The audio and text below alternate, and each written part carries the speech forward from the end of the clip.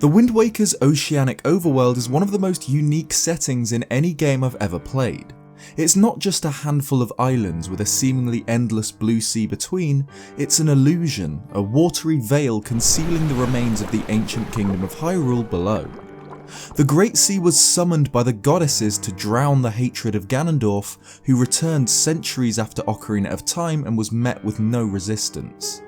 Last week on the channel we looked at one of the most iconic islands on the Wind Waker's ocean, the busy Windfall, and the possibility that it once was the peaceful, ancient Sheikah settlement of Kakariko village. If you haven't seen that video already, there's a link in the card in the top right or in the description below. But today we're looking elsewhere on the Great Sea to the southeast, where the Wind Waker's second dungeon lies, Forest Haven and the mysterious Forbidden Woods. If Windfall Island may have once been Kakariko Village, could Forest Haven have been present centuries prior too? Were these wooden islands once a familiar location from Ocarina of Time? Let's have a look. Forest Haven is found in the southeast of the Great Sea, unique amongst the Wind Waker's islands in that it's entirely organic, formed from two great hollow tree trunks. The first and brighter of the two is Forest Haven, the current home of the Koroks and their patron deity, the Great Deku Tree. Within the trunk of this colossal dead tree is a microcosmic representation of Zelda's Enchanted Forest province, which has appeared under a multitude of different names in different games: the Lost Woods, the Korok Forest, Kokiri Forest, Farron Woods, but always houses the same sense of mystery and wonder. A small distance from Forest Haven, however, looms the Forbidden Woods, another great tree trunk, though this one is darker in colour and knotted in twisted barbed vines, which like a kraken rise from the waters below to choke the island. These woods get their name from the Great Deku Tree, who as the paternal protector of the Koroks, forbid the forest spirits entry to the island. Yet shortly before Link arrives, the Korok Makar flew too close and was lost in the woods, meaning the Hero of Winds must venture in to rescue him. Forest Haven as a whole is a lot more obvious as a reference than Windfall Island. It's of course a callback to Ocarina of Time's forest area, the Kokiri Forest, the Great Deku Tree's meadow, and the Lost Woods. And it's by no means a new theory that the woods from Ocarina of Time and Forest Haven are the exact same location. People have connected these two ever since the Wind Waker's launch close to 2 decades ago. But there's not really a full compilation of all the evidence, and there's some really interesting connections very few people know about. I truly believe these two locations are exactly the same place. So today, following up from last week's Windfall Island theory, let's look at the connections between two of Zelda's most iconic forests.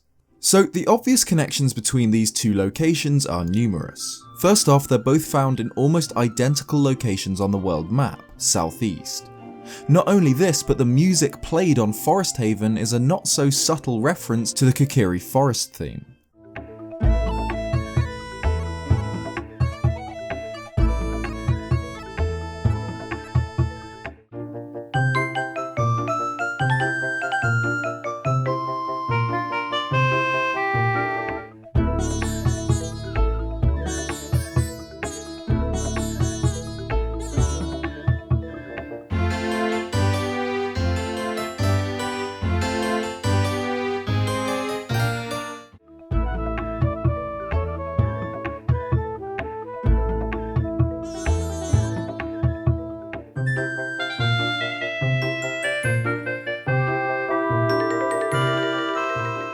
And the music played inside the tree trunk itself contains Saria's song, the theme of the Lost Woods, as well as the Kokiri Forest theme.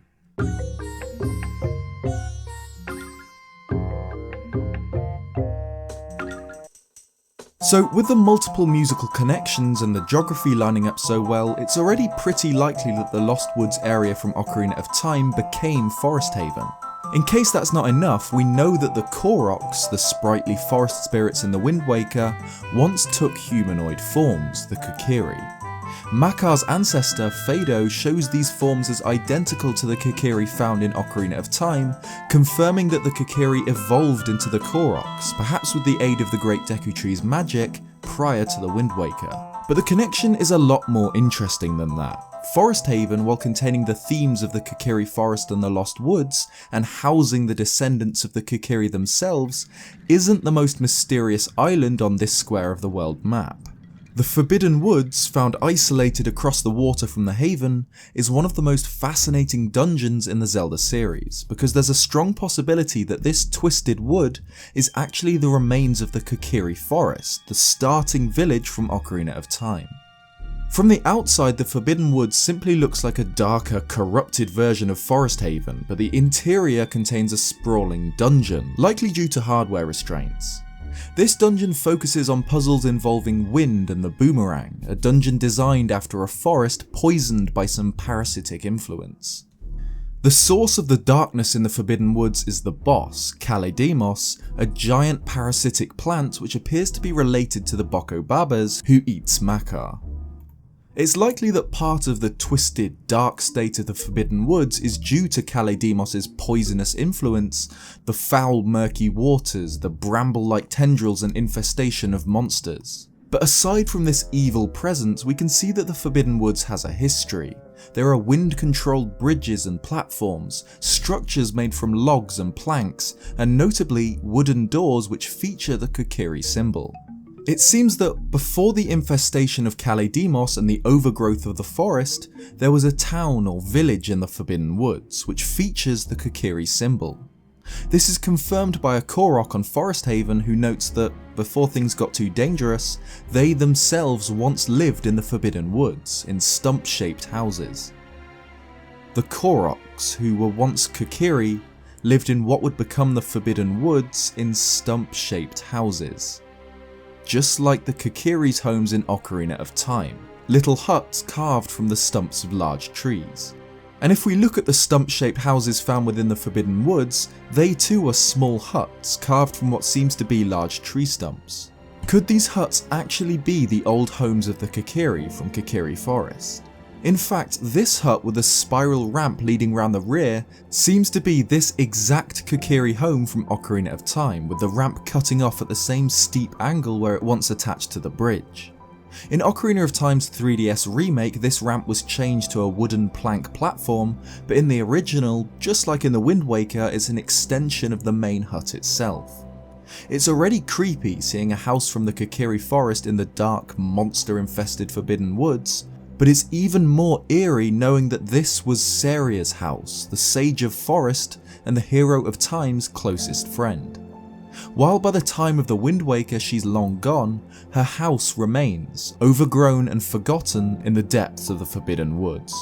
So if the Forbidden Woods are the remains of the Kokiri Forest, lost in the massive overgrowth of the Lost Woods and the contamination of Kalidemos, what's the Forest Haven? It's where the Koroks live now, but it doesn't contain any visible huts or symbols. But it does contain the Great Deku Tree, younger and more expressive than the Deku Tree from Ocarina of Time, who died as a result of Ganondorf's curse and the infestation of the parasitic Goma. It's long been a fan theory, and has since been confirmed in the encyclopedia, that the Great Deku Tree in the Wind Waker is the grown-up Deku Tree sprout which appears after the Forest Temple in Ocarina of Time. He mistakes Link for the Hero of Time and speaks in the ancient Hylian language, showing he was around during Ocarina of Time. So if this Deku Tree is actually the adult version of the sprout, it's possible that the Haven itself, a colossal empty tree, is the dead husk of the original Ocarina of Time Deku Tree.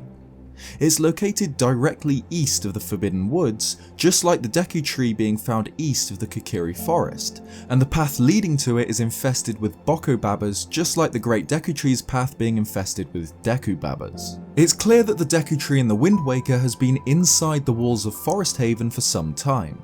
Unlike the original tree, which had broad branches spanning a large area to catch light from all sides in its open meadow, this Deku Tree has grown tall and thin in order to reach the top of the Forest Haven with its leaves to absorb light. We know that at this point in time this great Deku Tree can't move, mentioned in its figurine, as well as it being covered in choo-choos and unable to shake them off. But we know that, at least back in Ocarina of Time, the sprout had some form of movement, being able to jump energetically out of the ground in front of Link. It's likely that, preparing for the worst, the Deku Tree sprout grew inside the remains of its predecessor. If Forest Haven really is the remains of the Great Deku Tree, and the Forbidden Woods are the overgrown, forgotten Kokiri forest, it's satisfying to think that even in death, the original Great Deku Tree, the first mentor of the Forest Children, guards their descendants, his trunk forming a protective cocoon amidst the barren waters of the Great Sea. And over centuries, the Kokiri forest was buried in the overgrowth of the Lost Woods, eventually becoming the haunted Forbidden Woods. And when Link ventures through the Forbidden Woods in search of Makar, he's unknowingly exploring the ancient, overgrown remains of the home village of his predecessor, the legendary hero of time. It's fitting, knowing this, that in the theme of the Forbidden Woods we can hear the same melody that represents the boy without a fairy, the main theme of Ocarina of Time, distorted and slowed down.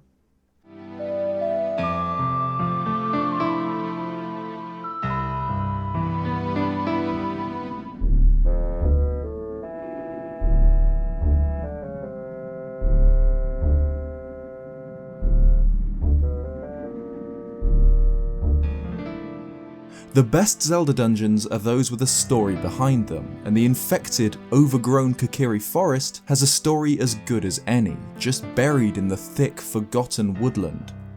In his inadvertent quest to finish the journey the Hero of Time had started, the Hero of Winds ventures through where it all began, centuries earlier. Thanks for watching this video. If you haven't checked out the first one looking at the possible history of Windfall Island, if you like this video, consider leaving a like, it really helps the channel out, or subscribe if you haven't already for more Zelda content. Cheers guys, and I'll see you next time.